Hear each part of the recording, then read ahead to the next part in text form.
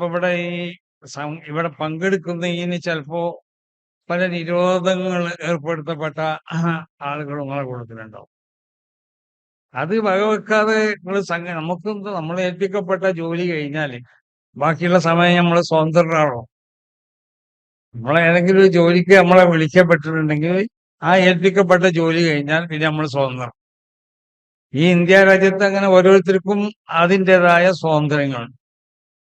ആ സമയം നമുക്ക് ഇഷ്ടപ്പെട്ട മറ്റുള്ള മേഖലയിൽ നമുക്ക് ഉപയോഗപ്പെടുത്താം, ദീന്റെ ഖിദ്മത്തിൽ നമുക്ക് ഉപയോഗപ്പെടുത്താം, നമ്മളെ പത്രത്തിന്റെ ഖിദ്മത്തിൽ നമുക്ക് ഉപയോഗപ്പെടുത്താം, നമ്മളെ സംഘടനകൾക്ക് വേണ്ടി നമുക്ക് ഉപയോഗപ്പെടുത്താം.